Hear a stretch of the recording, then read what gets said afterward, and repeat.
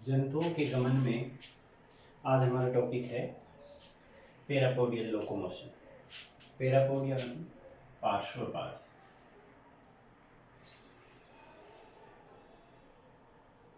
पार्श्वपादी गमन। इस प्रकार के गमन के अंदर हमें संघ एनेलिडा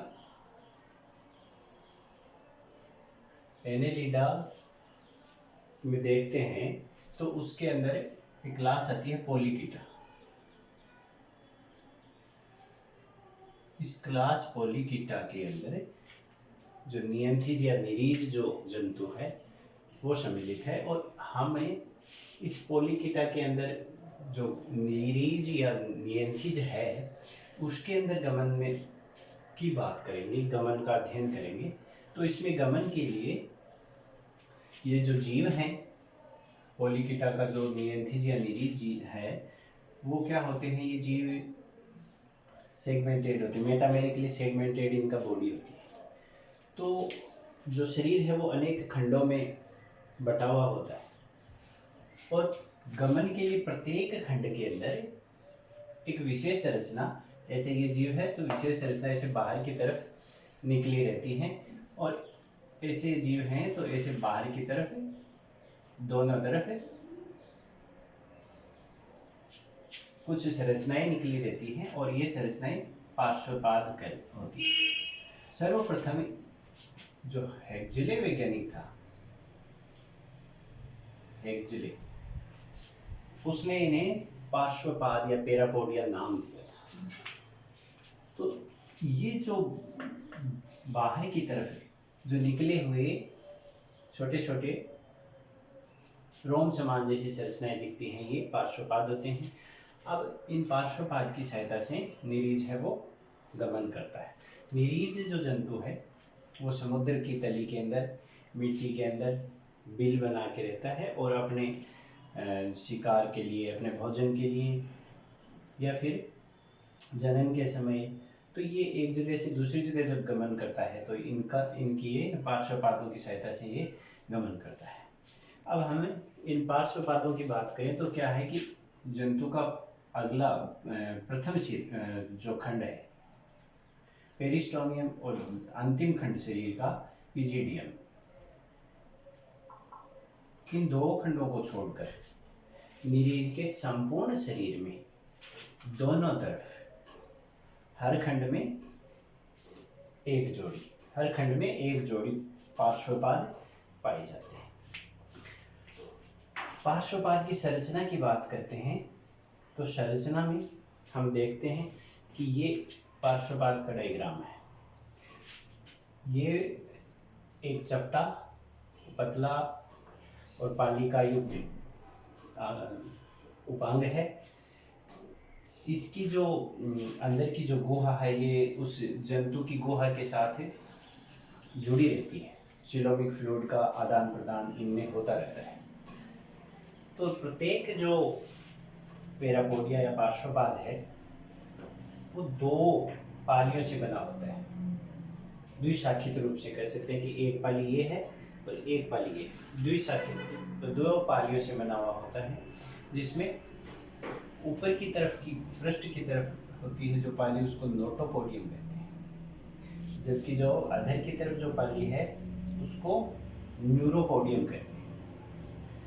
तो दो पालियां हो गई। अब इसके ऊपर की तरफ एक संवेदी अंग है, डोर्सल सीरस होता है, और नीचे की तरफ भी संवेदी अंग होता है, वेंट्रल सीरस। ये वेंट्रल सीरस की तुलना में ये है वो थोड़ा बड़ा होता है। डोर्सल सीरस थोड़ा सा इसकी तुलना में बड़ा होता है। तो ये संवेदनाओं का ज्ञान कराने के लिए इस पार्श्वपाद के ऊपर एक संरचना है। अब ये जो दोनों पालियां हैं ये भी फिर आगे चलकर आगे की तरफ अन्य दो लिग्यूलाई, ये लिग्यूलाई, दो लिग्यूलाई, ऐसे दो लिग्यूलाई, तो दो अलग लिग्यूलाई में बटा हुआ होता है। जीविकाएं या लिग्यूलाई, ये लिग्यूलाई, तो इन लिग्यूलाई में बटा होता है। प्रत्येक पाली के मध्य में ये प्रत्येक पाली के मध्य में एक काइटिनी से बनी हुई एक छड़नुमा संरचना है जो इसका स्केलेटन की तरह काम करती है। काइटिनी स्केलेटन हो गया एक तरह का है, तो इसका नाम है एसिकुलम। ये ऊपर की तरफ भी है और इस नीचे वाली पाली में नोटोपोडियम और न्यूरोपोडियम दोनों पालियों में ये संरचना मिलती है। इसका जो आधारीय शिरा है ये वाला, इस आधारीय शिरा जो इस जंतु के देह की तरफ है उसमें पेशियां पाई जाती हैं। ये मसल्स हैं, एसिकुलर मसल्स या पार्श्व पैरापोडियल मसल्स इनको कहते हैं। तो ये मसल है और ये दो तरह की मसल मिलती हैं यहाँ, प्रोटेक्टर और ऐसे ही इधर रिट्रैक्टर मसल। तो ऐसे यहाँ मसल्स पाई जाती हैं और इन ये जो काइटिनी एसिकुलम है इसका अंतिम छोर देखिए, तो अंतिम छोर के ऊपर इसे अनेक सूख का एक बंडल, गुच्छा या बंडल निकला होता है, चीटी, जिसे ऊपर की तरफ को नोटोचीटी और नीचे वाले जो हैं ये सूख इनको न्यूरोचीटी कहते हैं।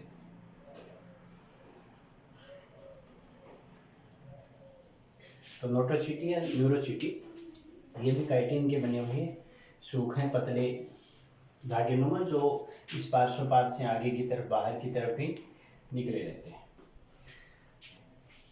अब हम इन चीटी या सीटी या जो सूख हैं इनकी बात करते हैं। तो ये सूख हैं, इसके अंदर तीन तरह के सूख मिलते हैं। पहली तरह के सूख ये हैं जिसके अंदर ये जो साफ्ट भाग है, ये भाग साफ्ट होता है इसका और ये भाग ब्लेड होता है। तो साफ्ट है वो छोटा होता है और ब्लेड है वो बड़ी होती है और अंदर की तरफ ऐसे दांतेदार होती है। एक तरह के तो ये सूख इसके अंदर मिलते हैं। दूसरी तरह की जो सूख हैं वो इस तरह के हैं कि इसमें साफ्ट भाग है वो काफ़ी चौड़ा या मजबूत भाग है और ब्लेड भाग है ये पतला तथा घुमावदार होता है और आगे से थोड़ा सा चौड़ा होता है। तीसरी तरह के जो पतवारनुमा सूख होते हैं वो ऐसे होते हैं कि इनमें साफ्ट है और ऊपर ब्लेड है जिसके दोनों तरफ दांतेदार संरचनाएं पाई जाती हैं। तो ये तैरने या इनकी संवेदना या चलते समय इनको संबल प्रदान करने के लिए ये कार्य करते हैं। अब हम इसकी गमन की बात करते हैं। तो गमन के लिए ये दो प्रकार से गमन करता है, दिखाता है। पहला आता है एक तो रेंगना, ट्रैवलिंग, रेंगता है। दूसरा प्रकार का है तैरना, स्विमिंग। जब पानी की जो तली है जिसके अंदर ये बिल बनाकर रहता है और बिल के अंदर आने या जाने के लिए इससे बाहर की तरफ श्लेष्मा स्रावित होता रहता है, जिससे ये बिल है वो चिकना बना रहता है और इसके गमन के लिए कोई समस्या नहीं होती। तो इस रेंगने के दौरान क्या होता है कि जब ये जिस दिशा में भोजन के लिए चलना होता है इसको, तो ये रेंग कर गति करता है और रेंग कर जब गति करता है तो ये एसिकुलम जो है ये सीधी हो जाती है और सीधी होने से इसका जो आगे का जो पार्श्वपाद का जो शिरा है वो नीचे की तरफ घूम जाता है और नीचे की तरफ घूम जाता है। तो ये जब ये स्थिति आ जाती है तो मतलब है कि पार्श्वपाद है वो आगे से पीछे की तरफ ऐसे मूव कर जाता है। तो इस प्रकार का जो आघात या स्ट्रोक है उसको प्रभावी स्ट्रोक बोलते हैं। इफेक्टिव स्ट्रोक है, प्रभावी आघात। तो ये प्रभावी आघात के दौरान क्या होगा कि पार्श्वपाद का आगे से पीछे की ओर मूवमेंट होता है।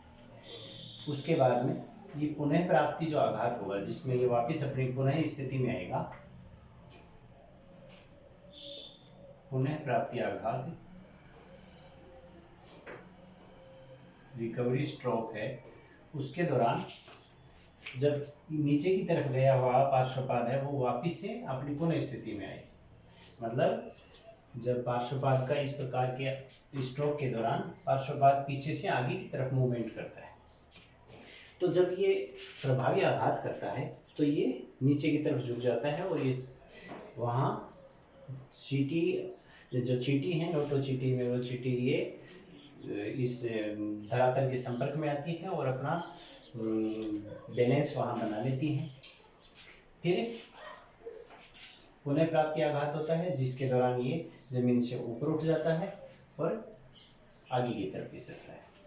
तो इस का जो ये मूवमेंट है ऐसे, तो इस जंतु के एक तरफ के जो पार्श्वपाद है वो प्रभावी आघात की स्थिति में रहते हैं, जबकि दूसरी तरफ के पार्श्वपाद हैं वो पुनः प्राप्ति स्ट्रोक की स्थिति में रहते हैं। तो मतलब एकांतरित मूवमेंट होता है, जो एकांतरित गति है वो इसके अंदर मिलती है।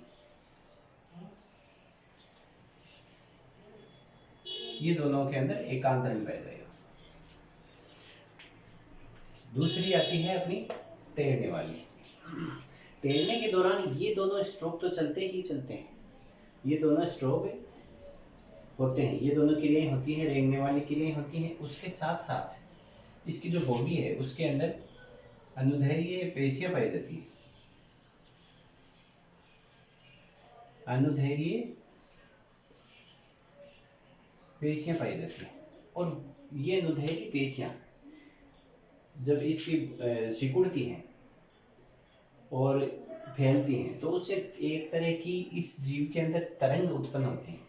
और तरंग उत्पन्न होने के साथ साथ क्या होता है कि ये पार्श्वपाद के कारण रेंगने के साथ साथ फिर इन तरंगों के दौरान ये आगे की तरफ स्विम करता है, तैरता भी है धीरे। तो जो रेंगने की क्रिया है ये तो बहुत धीमी गति से होती है, जबकि तो जो तैरने वाली गति होगी वो थोड़ी इसकी तुलना में तीव्र होती है। इस प्रकार हम देखते हैं कि ये जो पार्श्वपादी गमन है ये निरीज के अंदर काफ़ी संख्या में जो पार्श्वपाद होते हैं वो सारे एक तरफ के एक स्ट्रोक के अंदर रहेंगे, दूसरी तरफ वाले दूसरे पुनः प्राप्ति स्ट्रोक में रहेंगे। तो ऐसे एकांतरित रूप से ये जंतु है वो आगे की तरफ मूव करता है। ठीक, धन्यवाद।